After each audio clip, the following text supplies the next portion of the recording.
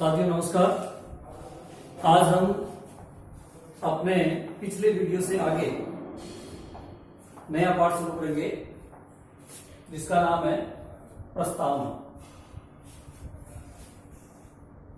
हर संविधान की अपनी एक प्रस्तावना होती है। हर संविधान में प्रस्तावना आवश्यक रूप से, तो हमारे संविधान में भी प्रस्तावना को जोड़ा गया है। प्रस्तावना वही है जिसे पंडित जवाहरलाल नेहरू ने उद्देश्य प्रस्ताव के रूप में संविधान सभा के समक्ष रखा। कब रखा? यह है उन्होंने 13 दिसंबर 1946 को संविधान सभा के समक्ष प्रस्तुत किया। क्या होता है संविधान में, संविधान की प्रस्तावना में? तो हम बात करते हैं प्रस्तावना उस संविधान के लक्ष्य और उद्देश्यों को प्रकट करता है। साथ ही साथ उसमें हमारे गौरव को, मूल्यों को भी शामिल किया जाता है। प्रस्तावना के द्वारा शासन संचालन के तौर तरीके, संविधान के प्रति हमारी भावनाएं, आदर इत्यादि को भी प्रकट किया जाता है। हमारे संविधान की प्रस्तावना क्या है? तो हम देखते हैं हमारे संविधान की प्रस्तावना का प्रारंभ इन शब्दों से किया गया है। हम भारत के लोग भारत को संपूर्ण प्रभुत्व संपन्न, लोकतंत्रात्मक, समाजवादी गणराज्य, साथ ही साथ इसमें आगे ये बताया गया है कि हम हमारे नागरिकों को विचार, अभिव्यक्ति, धर्म, विश्वास आदि की स्वतंत्रता देंगे। इसमें यह भी जोड़ा गया है कि हम अपने नागरिकों को राजनीतिक, सामाजिक और आर्थिक न्याय देने का प्रयास करेंगे। तो इन सारे शब्दों को प्रस्तावना में रखा गया है और अंतिम पंक्ति में कहा गया है कि इस तरह की हमारी इस प्रस्तावना को हम आज दिनांक, जिस दिन ये संविधान पूर्ण कर लिया गया था, संविधान सभा ने जिस दिन स्वीकार कर लिया था, उस दिन वो उन्होंने आज तारीख 26 नवंबर 1949 और साथ ही साथ उसमें विक्रम संवत को भी दिया गया है। मार्गशीर्ष शुक्ल पक्ष सप्तमी तिथि विक्रम संवत 2006 को एतत् द्वारा इसे अंगीकृत, आत्मार्पित और अधिनियमित करते हैं।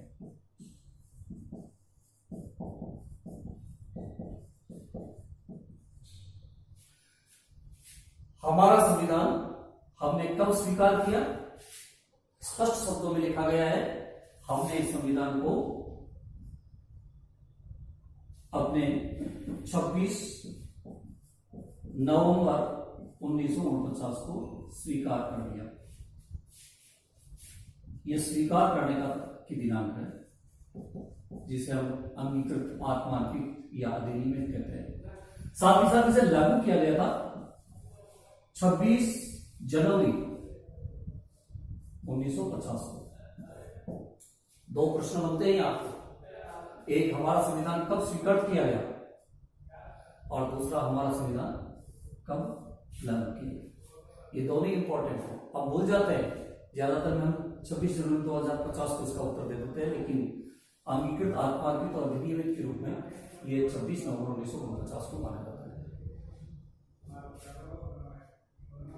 हमारी जो मूल प्रस्तावना है,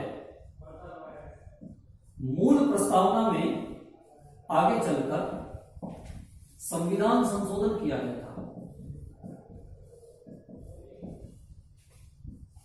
और इस संशोधन के द्वारा 3 नए शब्द जोड़े गए। समाजवादी, पंथ निरपेक्ष और अखंडता।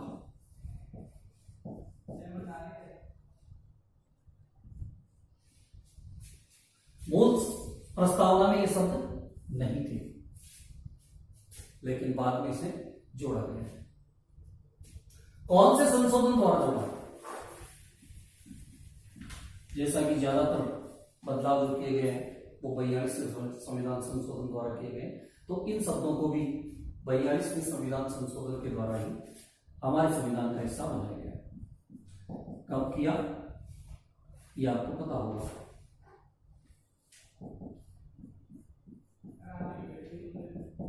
1976 में ये संशोधन होता है। उस दिन हमारे संविधान में ये 3 नए शब्द शामिल किए गए। प्रस्तावना में क्या कहा गया है इसका विस्तृत विवेचन करते हैं।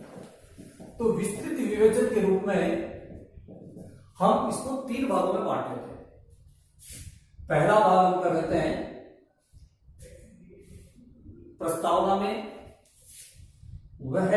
वे शब्द जो कुछ घोषणा करते हैं, जिसे हम घोषणात्मक भाग कहते हैं। दूसरे शब्दों में हम इसको भाग दूसरा कह देते हैं वे शब्द जो संविधान के उद्देश्य को प्रकट करते हैं, इसे हम उद्देश्यात्मक भाग कह सकते हैं। तीसरी विवेचना में हम ले लेते हैं वे भाग वे शब्द जो इसका विवरण प्रस्तुत करते हैं, इसको हम विवरणात्मक भाग कहते हैं। तो 3 भाग है, एक घोषणात्मक, उद्देश्यात्मक और विवरणात्मक। 3 भागों में हम इसकी स्पष्ट विवेचना करते हैं। तो पहले हम लेते हैं घोषणात्मक भाग। तो घोषणात्मक भाग में हम देखते हैं हमारे संविधान की का जो प्रस्तावना का जो प्रारंभ किया गया है वो हम भारत के लोग शब्द बंद से किया है। हम भारत के लोग, इसको जोड़ने का मतलब है संविधान निर्माताओं की आकांक्षा थी कि वो इसे सारी शक्तियों को जनता में निहित करें। इसका मतलब है यह संविधान जनता द्वारा बनाया गया है। हालांकि जनता द्वारा नहीं बल्कि जनता की इच्छा से संविधान सभा के सदस्यों ने इसे बनाया गया। और संविधान सभा के सदस्यों ने सारी शक्तियों का स्रोत, शक्ति का स्रोत जनता को बनाया। ये जो सरकारें होगी, जनप्रतिनिधि होंगे, संस्थाएं होगी, इनको शक्ति जनता द्वारा जनता से प्राप्त होगी, यानी शक्तियों का स्रोत जनता को माना जाएगा।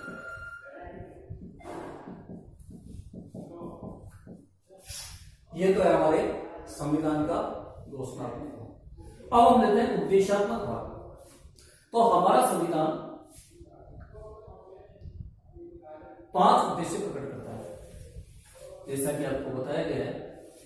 इसमें कहा है संपूर्ण प्रभुत्व संपन्न, समाजवादी, पंथ निरपेक्ष, लोकतंत्रात्मक और गणतंत्रात्मक संविधान। तो सबसे पहले हम लेते हैं संपूर्ण प्रभुत्व संपन्न, जिसका अर्थ है हमारा भारत किसी विदेशी शक्ति के अधीन नहीं है। इसका अर्थ लेंगे हम विदेशी शक्ति के अधीन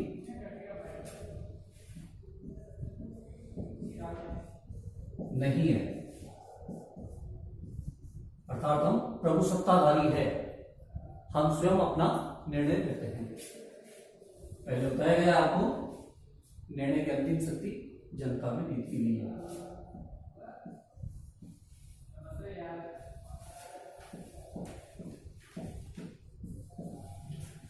उद्देश्यात्मक भाग में हमने दूसरा पॉइंट लिया है समाजवाद। समाजवाद का अर्थ होता है समाज के हित में सरकारों को काम करना है। समाज के हित में क्या काम करना है? सभी वर्गों को साथ लेकर चलना है, लेकिन साथ ही साथ जो पिछड़े वर्ग हैं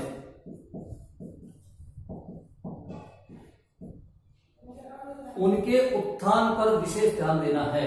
पिछड़े वर्गों का कल्याण करना है, उनका जीवन स्तर सुधारना है।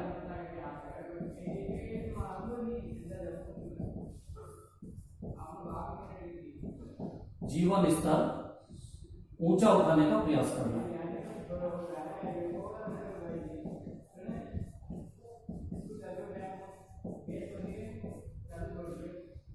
और समाज में जो आर्थिक असमानता व्याप्त है उसे भी कम करना है। आपको पता होगा इस उद्देश्य की पूर्ति के लिए हमारे संविधान ने मिश्रित अर्थव्यवस्था को अपनाया है।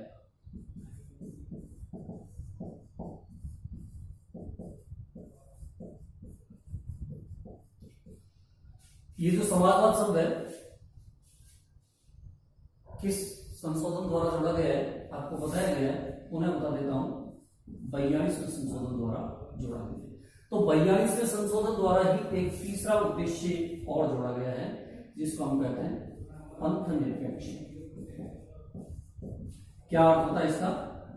इसका अर्थ है राज्य का कोई धर्म नहीं, राज्य सर्वधर्म समभाव की स्थिति को अपनाएगा, धर्म के आधार पर किसी तरह का भेदभाव नहीं करेगा और सभी नागरिकों को अंतःकरण के आधार पर किसी भी धर्म को मानने या न मानने या जिस धर्म को मानता है उसका प्रचार प्रसार करने की छूट देगा। तो ये हमारा है पंथ निरपेक्ष।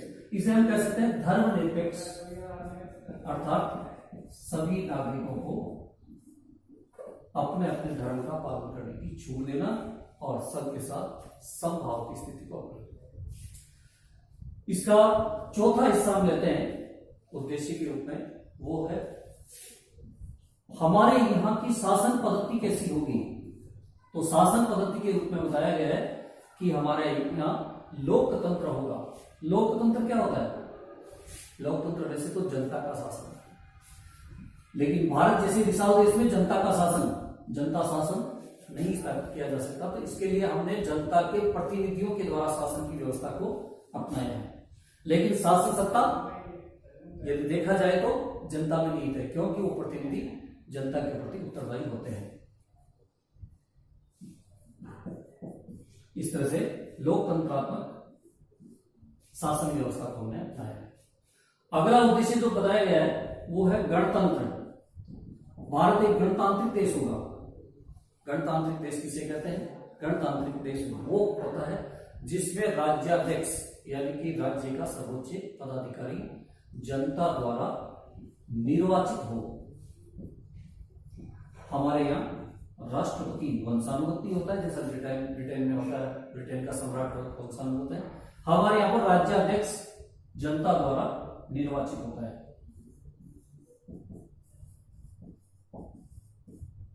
पता होगा राष्ट्रपति अप्रत्यक्ष तरीके से जनता द्वारा निर्वाचित होता है। तो इस तरह से हमारा संविधान 5 उद्देश्यों को प्रकट करता है। अब हम चलते हैं संविधान के अगले भाग की ओर, जिसको हम विवरण भाग कहते हैं। तो विवरण भाग में हम सबसे पहले देखते हैं कि हमारा संविधान नागरिकों के साथ न्याय का आदर्श रखता है। न्याय का मतलब होता है भेदभाव रहित व्यवहार। न्याय शब्द जोड़ा जाता है भेदभाव रहित व्यवहार के लिए। तो इसका मतलब हमारा संविधान नागरिकों के साथ किसी तरह का भेदभाव नहीं करेगा। हम इस भाग में 3 तरह के न्याय की बात करेंगे। एक तरह का न्याय होता है जिसे हम कहते हैं सामाजिक न्याय। क्या होता है सामाजिक न्याय? सामाजिक न्याय का मतलब है धर्म, जाति, लिंग आदि के आधार पर नागरिकों के साथ किसी तरह का भेदभाव नहीं होगा।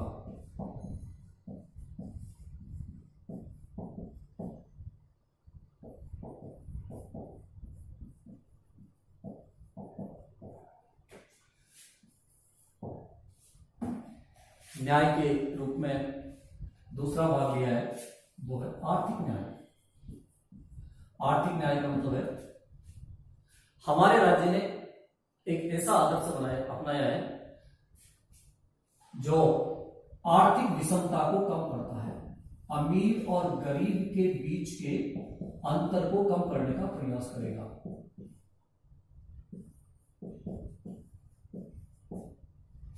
साथ ही साथ भौतिक संपत्ति उत्पादन और वितरण प्रणालियों का केंद्रीकरण किए जाने को से रोक लगाएगा, यानी इनका केंद्रीकरण नहीं होने देगा, सार्वजनिक हित के रूप में काम करेगा। साथ ही साथ इस आर्थिक भाव में यह भी कहा गया है कि राज्य ऐसा प्रयास करेगा कि समान कार्य के लिए स्त्री पुरुष में समान वेतन मिले। समान कार्य के लिए स्त्री पुरुष का वेतन समान होगा,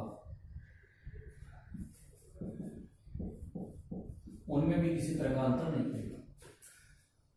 अगले न्याय की बात हम करते हैं, वो है राजनीतिक न्याय।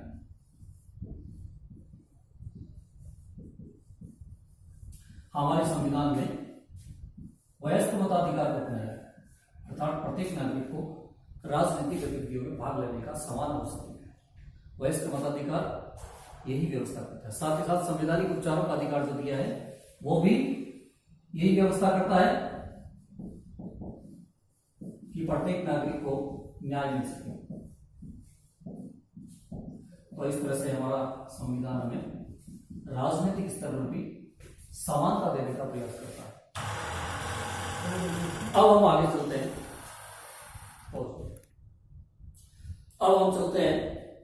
विवरणात्मक भाग के दूसरे बिंदु पर, जहां हमने कुछ अधिकारों की बात की। तो हमारा संविधान क्या क्या अधिकार हमें प्रदान करता है, तो सबसे पहले बात करते हैं,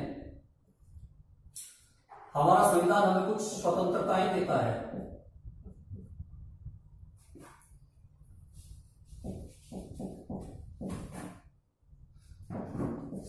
स्वतंत्रता के साथ कुछ समानताएं देता है एवं बंधुत्व की भावनाओं को प्रकट करने का, बढ़ाने का के बारे में कहता है। बंधुत्व की भावनाओं को बढ़ाने के बारे में कहता है।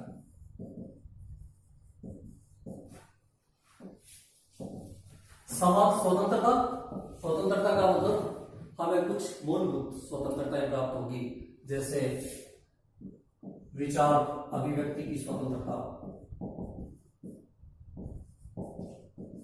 धर्म विश्वास उपासना की स्वतंत्रता इत्यादि स्वतंत्रता के बारे में बताता है।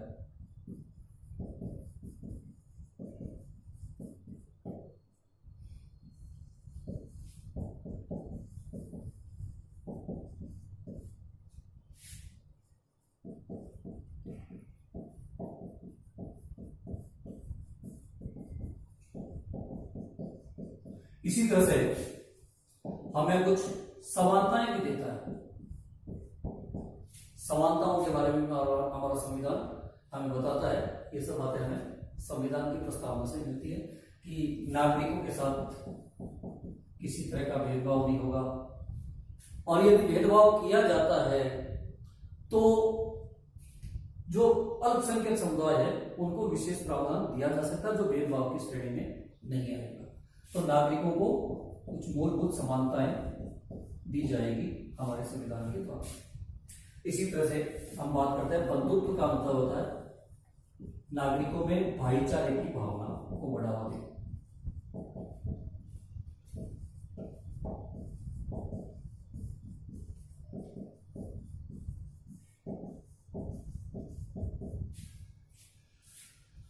अब हम विवरणात्मक भाग का अगला हिस्सा लेते हैं, जैसे हम कहते हैं राष्ट्र की एकता,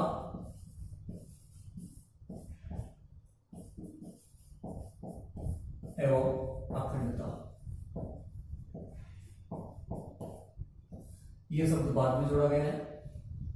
राष्ट्र की एकता का मतलब सभी नागरिकों में एकता का भाव। हालांकि हमारे यहाँ विविधताएं हैं और संविधान निर्माता नहीं चाहते थे कि हम इन विविधताओं के कारण से आपस में लड़ें, इसलिए विविधताओं को अपनी ताकत बनाते हुए उन्होंने हमें कहा कि हम विविधताओं में एकता स्थापित करें ताकि हमारा राष्ट्र हमेशा एक बना रहे। साथ ही साथ अखंडता का मतलब है अलगाव की भावना नहीं हो। अखंड भारत का निर्माण हो, यह भी उनका एक सपना था जिसको उन्होंने संजोया था और हमसे ये उम्मीद की थी कि हम अपने भारत को, संपूर्ण भारत को अखंड भारत के रूप में रखें। साथियों नमस्कार, आज का अपना वीडियो यही समाप्त।